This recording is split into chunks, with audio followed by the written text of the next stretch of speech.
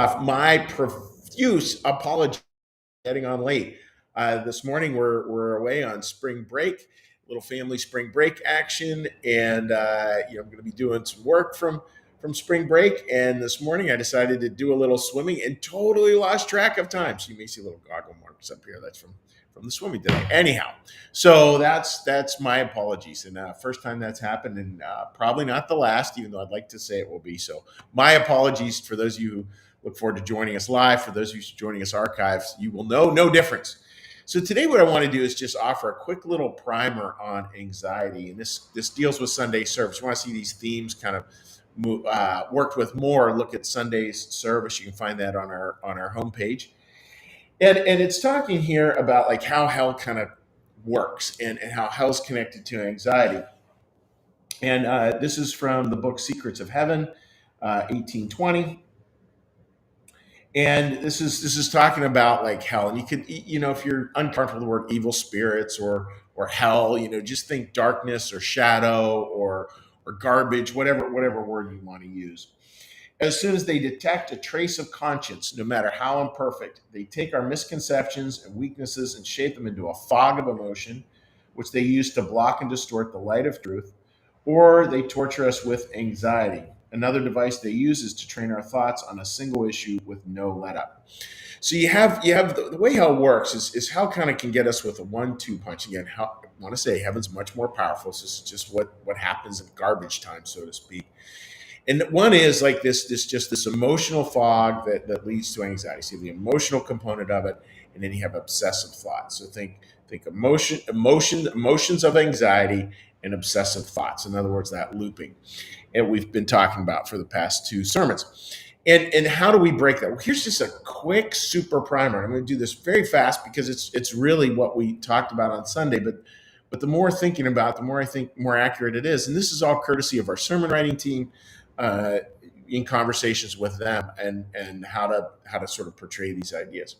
So much again is loop number one. Loop number one is where we reach back into the past. We allow it to shape the future. So an event happens, we feel anxiety coming up, and that anxiety comes up because we're looking at something in the past. And just imagine something, friends, where something goes south in our life, doesn't go the way we wanted, and we go right back to feeling, yeah, I've never been enough, or I'm always stupid, and then it goes right back to the memory of a time where we felt really stupid, or memory of a time we felt like enough. And we take that past event and then we shift it the whole way into the future. So that past thought, I'm not enough or I'm stupid, becomes this future. I can't do that. It's impossible. That's way beyond me. There's no way I can do that. So it shapes our future. But opting out, saying we're not going to be able to do it, doesn't lessen the anxiety. The anxiety is still there. And then what can start to happen is then we get into a fear anger loop because of that. Simple one, like I feel like I'm not enough. I feel really stupid. Feel like I'm not enough. Feel really stupid. That can lead to a lot of fear, a lot of like, oh man, I'm afraid people will see me that way. I'm afraid people will see, that who I really am, which is that I've never been enough. I'm always a putz. I'm always this. I'm always that. And people who struggle with not feeling like they're enough, again, they're ones very prone to outbursts of anger. Very many of us do that, where the fear, it can make us cower, but it can also just create a lot of anger that can have an explosive tendency to it, where all of a sudden we see somebody super upset, and we're not sure why, like why that explosive bit. Well, a lot of it deals with these angles, with these loops. So when you look at that, folks, the core is, again, as we talked about on Sunday, both of them are kind of past, future, fear, anger. Both of them are getting us way out of the present. And again, they allow these obsessive thoughts and these anxious emotions to reign. But they're not present. They're not present. Somebody who is anxious is not present to you. Try having a conversation, something you really need to be heard on. Try having that with somebody who's really anxious. How well does that work? They're tuned in. They can't be tuned in. It's impossible because they're literally not there. They're not there in that moment. So how is it that we get there? How is it we get back to the moment? And it's not about saying bad and wrong with all these loops. It's about saying these loops happen. They happen to all of us. It's how hell works. It's the playbook. How is it that we get back? Well, as I noted on Sunday, it's not about a battle. It's about a new path. And the new path comes down to this idea. gratitude and service. That simple. I'm going to be grateful. I'm going to seek to serve. I'm going to be grateful. I'm going to seek to serve. I'm going to be grateful. I'm going to seek to serve. That pulls us right back. It doesn't solve the anxieties. And that's one of the challenges we have. And I'm going to be a little like blah, blah, blah. But, I know for me that if I try to solve the anxiety, I make horrible decisions because I'll do anything to be out of it. Instead, pick a new path. And when we pick a new path, I'm going to have gratitude and I'm going to serve. I'm going to have gratitude. I'm going to serve. I'm grateful for the life I have right now in this moment at 9:05. And I'm going to seek to serve as best I can in this moment.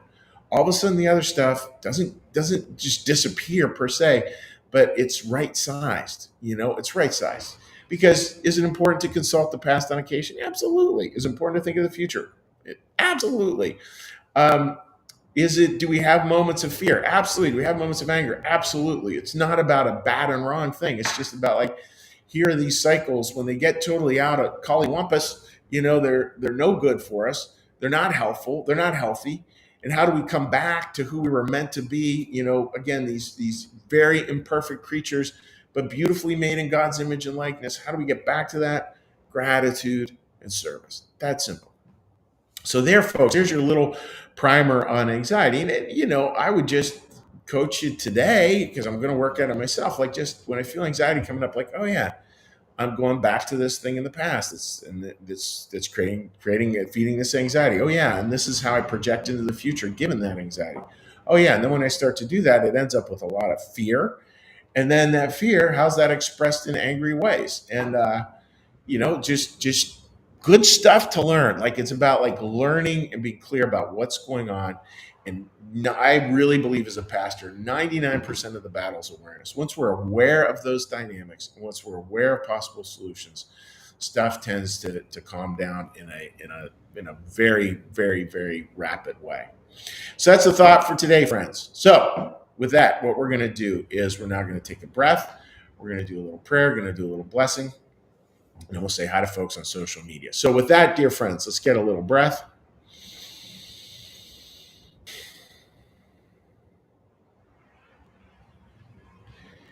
Be still and know that I am God.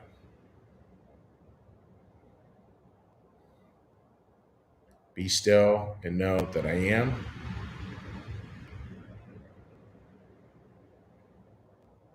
Be still and know that I.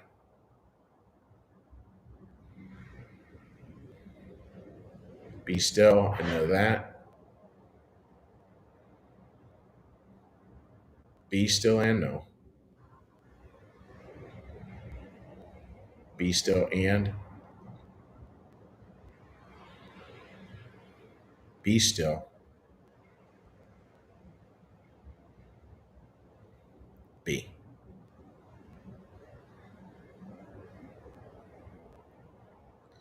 Our Father, who art in the heavens, hallowed be thy name. Thy kingdom come, thy will be done, as in heaven, so upon the earth. Give us this day our daily bread, and forgive us our debts, as we also forgive our debtors. And lead us not into temptation, but deliver us from evil. For thine is the kingdom, and the power, and the glory forever. Amen. May the Lord bless you and keep you. May the Lord make his face to shine upon you and be gracious unto you. May the Lord lift up his countenance upon you, bring you peace, and bring you home. Amen. All right, dear friends, let's say a quick hello. We probably don't have anybody on our page right now. I would bet you we don't have anybody live viewing. Let us see. Maybe I have it over here. Let me just check. All right. Let us see here. Let's see if there's any last minute comments. Oh, we did get some comments. All right. Marcus writes, good morning, Marcus. I am so sorry. Whoop, my bad. Linda, good morning to you.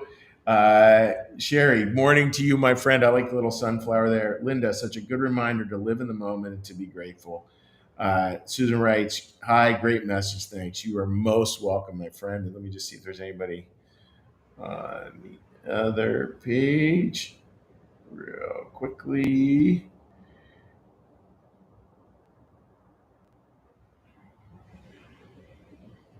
All right, it did not stream onto my page. So anyhow, a little glitchy there, but anyhow, friends, just wishing you all the best. God bless me. You have a terrific, anxiety-free, peaceful day. We'll see you. Bye-bye.